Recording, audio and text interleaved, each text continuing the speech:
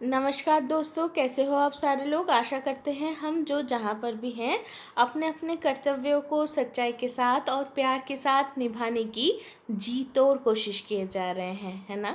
और हम हमारे इस साधना में माँ बाबा के आशीर्वाद से, गुरु की कृपा से और परमेश्वर की इच्छा अनुसार सफल रहेंगे। तो चलिए शुरू करते हैं। उपनिषद अखंड संस्करण हर प्रकाशनी से प्रकाशित इस किताब से कठ उपनिषद के अगली मंत्र का पाठ। तो ये जो अखंड संस्करण है, इनके अनुवाद और संपादना किए हैं अतुल चंद्र सेन, सीतानाथ दत्तभूषण और महेश चंद्र घोष महाशय। तो चलिए हम शुरू करते हैं शांति पाठ से, ताकि हमारे मन जो है वो शांत हो जाए, है ना। तो शुरू करते हैं। ओम सह नावदतु सह नौ भुनक्तु सह वीर्यं करवावहै तेजस्वी नावधितमस्तु मा विद्विषावहै। ओम शांति शांति शांति। अर्थात आचार्य और शिष्य हमारे उभय को ब्रह्मतुल्य भाव से रक्षा करे, ब्रह्म हमारे उभय को विद्याफल तुल्य भाव से भोग करवाए, हम उभय समभाव से विद्या लाभ की उपयुक्त वीर सामर्थ्य अर्जन कर पाए, हमारे अध्ययन वीरशाली हो अर्थात हमारे लब्ध विद्या सफल हो, हम परस्पर को विद्वेष ना करें, हमारे आध्यात्मिक आधिदैविक और आधि भौतिक ये त्रिविध विघ्न का शांति हो। ओम। तो अभी तक हम कहाँ तक पहुँचे हैं? अभी तक हम 44th जो मंत्र है वहाँ तक पहुँचे हैं। और ये जो यात्रा है, यहाँ तक हमें पता चला नचिकेता कौन है, वो वाजश्रवस मुनि की पुत्र हैं। वो कैसे वो यमलोक में पहुँचे, कैसे यमराज को वे अपने गुरु के रूप में उनको प्राप्त हुए और उनको 3 वर प्राप्त हुए, जिसमें पहले वर में वो अपने पिता की मुक्ति कामना कर लिए, फिर दूसरे में उन्होंने अग्नि विद्या लाभ किए और इतने अच्छे वो छात्र थे कि उनकी गुरु ने उनके नाम से उस अग्नि को नामकरण कर दिए कि नचिकेत अग्नि। इसके बाद जो है तीसरे जो वर है उसमें नचिकेत प्रार्थना किए थे कि आत्मज्ञान लाभ करने के लिए। लेकिन अभी तक हम लोग जाने हैं कि उचित शिष्य कैसे होना चाहिए, उचित गुरु कौन से हैं जो दे सकते हैं ये आत्मज्ञान का उपदेश बोलो, पाठ बोलो, मार्गदर्शन बोलो, जो भी बोलो। इसके अलावा कौन सा सही मतलब क्या करना चाहिए, प्रेय अपेक्षा श्रेय कर्म करना चाहिए, ऐसे बहुत सारे हम मार्गदर्शन पाए हैं। यही जब गुरु समझे कि उनका जो छात्र है वो निर्लोभ है, तभी जाके वो दिए। निर्लोभ होना मतलब कोई ऐसा कुछ नहीं, कोई कामना नहीं रहना, खुद को जानने की जिसको इच्छा है वो तो सारी इच्छाओं के परे हो जाना है, तब जाके वो खुद को जान सकते हैं। क्योंकि ये कोई कामना मतलब कोई विशिष्ट गुण है ना, उसको प्राप्त करना चाह रहे हो आप। तो अगर आप कोई विशिष्ट गुण को ही आप पाना चाहोगे, तो जैसे समुंदर में खूब सारे लहरें उठते हैं, वैसी कोई एक लहर को आप समझना चाह रहे हो। लेकिन आपका अगर उद्देश्य है उस समुंदर को जानना, तो लहरों में खो जाओगे तो समुंदर को कैसे जान पाओगे। तो नहीं, लहरों का भी विशिष्टता है। लहरें वो है जो हमारे महादेशों को, महाद्वीप कहते हैं शायद, महादेशों को आकार देता है। ये लहरें ही हैं जो सुनामी बनाता है, ये लहरें ही है जो मछलियों को रास्ता दिखाते हैं, बहुत सारे सृष्टि करते हैं।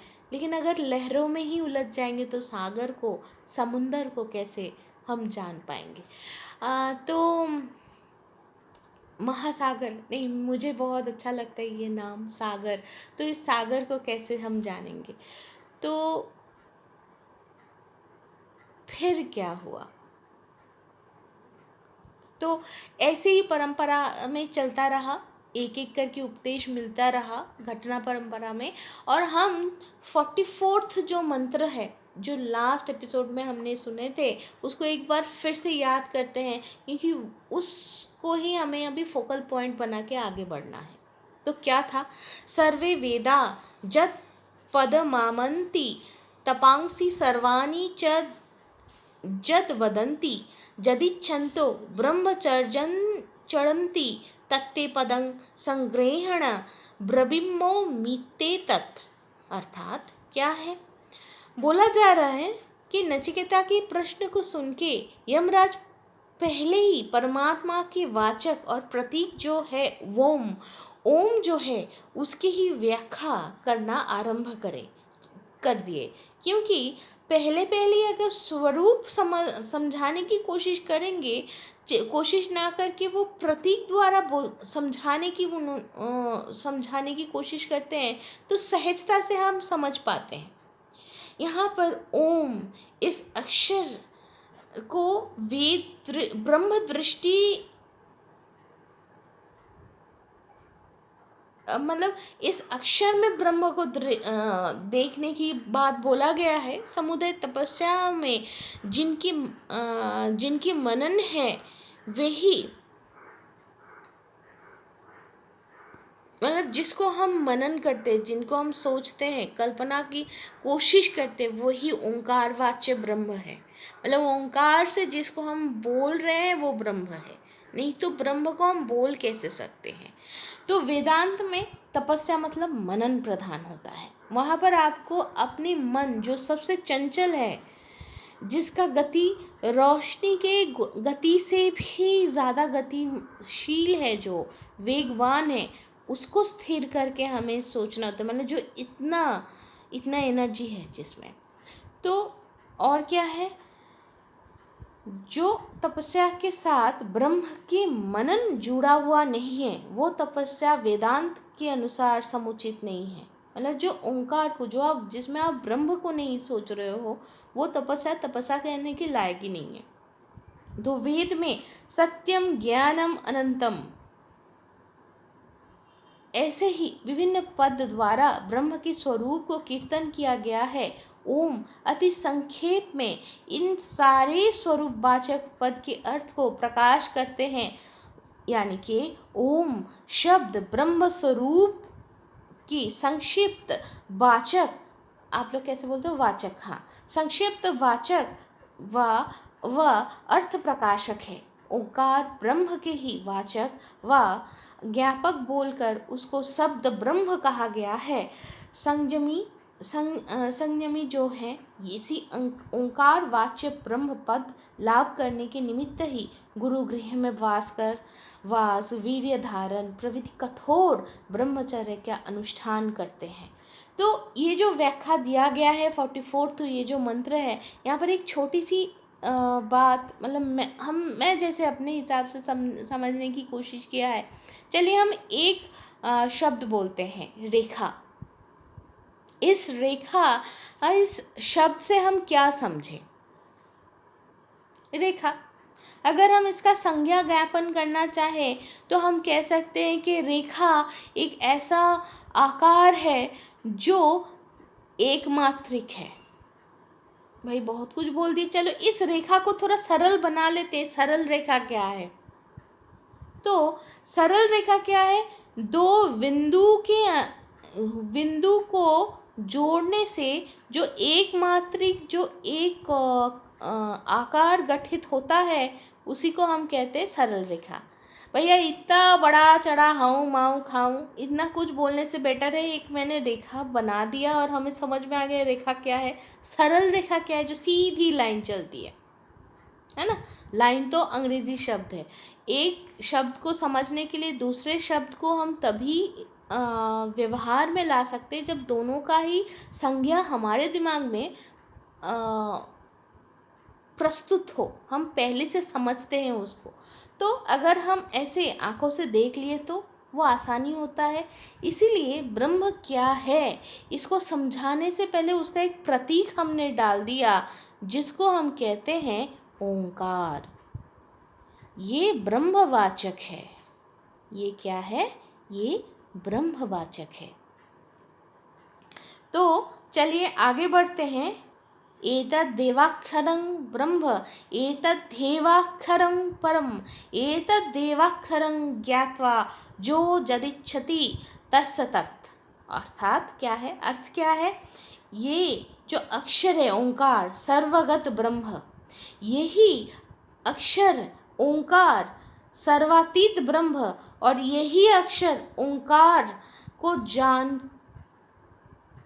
जानने की जो इच्छा रखते हैं, जानने की इच्छा नहीं, इसको हम ऐसे कह रहे हैं, जो जानता है ओंकार को जान के जो जो चीज़ मांगता है, जो मांगते हैं, मतलब ऐसे नहीं, इसको ऐसे थोड़ा समझने की कोशिश करते हैं। ओंकार इस अक्षर को जानकर जो भी मांगा जाता है वो मिलता है ना। तो इसके व्याख्या के हिसाब से ऐसे बोला जा रहा है, ओम ये अक्षर ही अपर अर्थात सर्वगत ब्रह्म, यही जो अक्षर है अर्थात यही अपर है, यही पर यानी कि सर्वातीत ब्रह्म है।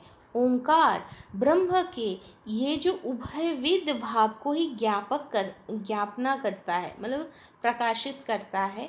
ब्रह्म एकमात्र सत्य है, पर और अपर, सर्वातीत एवं सर्वगत, यही दो, इसी के ही दो भाव मात्र है।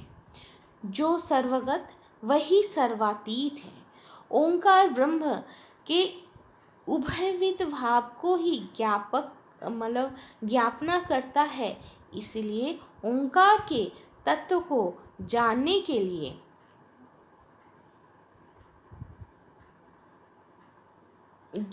ओंकार के तत्व को जानने के लिए लोग चेष्टा करते हैं, और जो जान जाते हैं, अगर आप जान जाते हो तो तब ओंकार के तत्व को अगर आप सही हिसाब से अगर जानते हो तो तब आप ब्रह्म को ही सम्यक रूप से, मतलब सही तरीके से आप जानते हो। जो इस भाव से ओंकार को ब्रह्म रूप जानकर उपासना करते हैं, उनके द्वारा अप्राप्य कुछ नहीं है, अथवा कह सकते हैं सर्वगत ब्रह्म या सर्वातीत ब्रह्म। जो इच्छा करे उनको वो ही प्राप्त होता है। तो इसको एक सरलार्थ नहीं, एक्चुअली ये हम जब पढ़ने जा रहे थे, पढ़ते पढ़ते मुझे कुछ रियलाइज़ हुआ कि ये जो पूरा एग्जिस्टेंस है, इस एग्जिस्टेंस में गीता का एक सुंदर सा श्लोक है जो मैं बार बार पहले तो मैं अपने बाबा को धन्यवाद देना चाहती हूँ कि उन्होंने मुझे गीता का एक ही श्लोक उन्होंने मुझे बार बार मेरे सामने बहुत बचपन से बोले हैं, और वो ही श्लोक जब बाबा बोलते हैं ना तो इतना अच्छा लगता है। क्या बोले वो श्लोक ये है, ब्रह्मार्पणम ब्रह्महविर्ब्रह्माग्नौ ब्रह्मणाहुतम ब्रह्मैव तेन गंतव्यम ब्रह्म कर्म समाधिना। तो ये सबसे बड़ा, मतलब पहचान, मेरे लिए सबसे बड़ा श्लोक है, क्योंकि ये समझा देता है कि मैं ये जो बोल रही हूँ, ये मैं जो बोलने का काम हो रहा है, ये कर्म जो बोला जा रहा है, जो शब्द जो सुन रहे हैं, जो श्रवण, ये जो कर्म है, आप जो सुन रहे हो और आप, ये सारी चीज़ें ब्रह्म है। तो इसका मतलब साकार निराकार जो भी है, हम जितने सारे धर्म को जानते हैं, जो हमें धारण करते हैं, हमारे जीवन को उत्कृष्ट रूप में अतिवाहित करने के लिए हमें हेल्प करते हैं, वो सारे धर्म जो भी है वो ये ब्रह्म ने ही अपने आप को समझने के लिए इतने सारे पंथाओं को उन्होंने निकाले हैं, इतने सारे पंथाओं को उन्होंने आविष्कार किया है या खुद ने बनाए हैं। जैसे सनातन में एक ऐसा भी पंथा है जहाँ पर साकार निराकार कोई एग्जिस्टेंस को ऐसे कुछ बताया नहीं गया है। और ये भी मैंने कैसे जाना है, बहुत ही एक प्रवीण व्यक्ति हैं, उनसे हम रूबरू होने की कोशिश किए थे, मतलब हम बोले तो बहुत सारे लोग एक साथ हम उनकी बातें सुन रहे थे। वो रिटायर्ड हैं, वो प्रकृति को बहुत प्यार करते हैं। तो उनके लिए सबसे ज़्यादा जो चिंता की विषय है कि पानी, ये जो बारिश की पानी, बरखा की जो पानी है, ये अगर भूगर्भस्थ जो वाटर लेवल, वाटर रिजर्वायर है धरती के अंदर, वहाँ तक अगर नहीं पहुँचेगा तो वो रिवाइव नहीं करेगा। तो अगर रिवाइव नहीं करेगा तो एक समय ऐसा आएगा कि पानी की संकट दिखाई पड़ेगी। अभी भी है, लेकिन तब कुछ होगा नहीं। तब हम पैसा देखी भी हमें पानी नहीं मिलेगी, है ना। आप ही देखो ना, मुझे याद है बचपन में बिसलरी की पानी, सॉरी मैं ऐसे नाम ले रही हूँ, चलो बॉटल्ड वाटर अगर हम बोले, पैक्ड वाटर बोले, पहले ऐसा था नहीं, फिर आया पैक्ड बॉटल वाटर। इसके बाद क्या हो गया, पहले उसका दाम था 10 रुपये। आज आप कहीं पर भी जाओ, 1 लीटर पानी की जगह छोटे छोटे बॉटल में आ गए। अब वो 10 रुपये 1 लीटर पानी नहीं देते। मैं शायद मात्रा में गलत बोल रही हूँ, लेकिन आप भी समझते हो आज वो 30 रुपये में मिलता है। इन्फ्लेशन हो रहा है वो अलग बात है, लेकिन पानी का मोल हम नहीं समझ रहे हैं। इसीलिए इसके बाद हम मूल्य चुकाकर भी मुझे पानी नहीं मिलेगा, जल नहीं मिलेगी। तो वो कह रहे थे कि वही अब उनका भी कहीं ना कहीं एक आध्यात्मिक एक मतलब उनकी भी चोटी कहीं ना कहीं किसी गुरु के पास या कोई आध्यात्मिक पंथा से जुड़ा हुआ है। तो उनके मुंह से हम सुने, अगर हम मुझे सही याद है तो वो जो व्यक्ति हैं, वो जो प्रवीण व्यक्ति हैं, वो कहने लगे कि शंख मत में तो कोई साकार आकार कुछ नहीं, प्रकृति सब कुछ है। तो वैसे ही तो मुझे लगा, अरे वाह, वो भी साकार है, लेकिन हर कोई चीज़ उनके लिए ब्रह्म है ना। तो तब हम लोग, जो लोग देवी देवताओं को पूजते हैं, उनका मंत्र जब हम उच्चारण करते हैं तो वो क्या है, क्योंकि वेदांत के अनुसार तो आपको मनन में पूजा होता है, आपका यज्ञ सब कुछ मन में होता है। जब आप मन से कोई चीज़ उपलब्धि करते हो, समझ पाते हो, तो तभी आपका सही मायने में पूजा होती है। तो हम लोग क्या करते हैं, हम मान लो कि कोई शिव जी को पूज रहे हैं, क्या कोई माता रानी को पूज रहे हैं, तो क्या कहते हैं हम, ओम ओम ये शब्द को लगा के उसके बाद हम पूरा मंत्र को बोलते हैं। इसका सिग्निफिकेंस आज मुझे समझ में आ रहा है ऐसा कि ओम वो साकार आकार निराकार सब कुछ, सर्वातीत और सर्वगत सब कुछ वे हैं। हम उसको समझ के अब उनका ही एक स्पेशल मैनिफेस्टेशन को हम आवाहन कर रहे हैं, ताकि वो गुण हम में आ जाए। जैसे अगर हम ऐसे सोचे, माता रानी के तो बहुत सुंदर सुंदर से गुण की अभिव्यक्ति है। हम परम ब्रह्म मतलब माँ को नहीं बोल रहे, उनके विभिन्न रूप को बोल रहे हैं। अगर ऐसे बोले, माता रानी माँ सरस्वती के रूप से भी है, वहाँ पर वो ज्ञान विद्या को प्रकाशित कर रहे हैं। तो हम अगर माँ सरस्वती का मंत्र को पढ़ते हैं, ओंकार उसमें भी लगाते हैं, तो हम आवाहन कर रहे हैं कि माता रानी के वो जो गुण हैं, मतलब ब्रह्म के वो विशिष्ट गुण हम में आए। या अगर हम माँ दुर्गा को बोल रहे हैं तो वो करेज हम में आए। तो दैट इज़ द रियलाइजेशन। तो इसीलिए बोला गया है कि ओंकार को जानकर आप जो मांगोगे वो आपको प्राप्त हो जाएगा।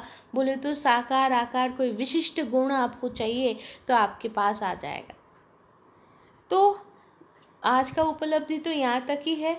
अगले हफ्ते अगले पर्व में हम और जानेंगे और समझेंगे और आनंदित होंगे, क्योंकि सत्यम शिवम सुंदरम, यहाँ पर एक बहुत सुंदर सा बोला गया था ना, सत्यम ज्ञानम अनंतम, ऐसा कुछ था। जो ब्रह्म है वो बहुत सुंदर वाला वाक्य है। तो चलिए दोस्तों, आज के लिए इतना ही, फिर मिलेंगे अगले हफ्ते। तब तक के लिए शुभाय भवतु।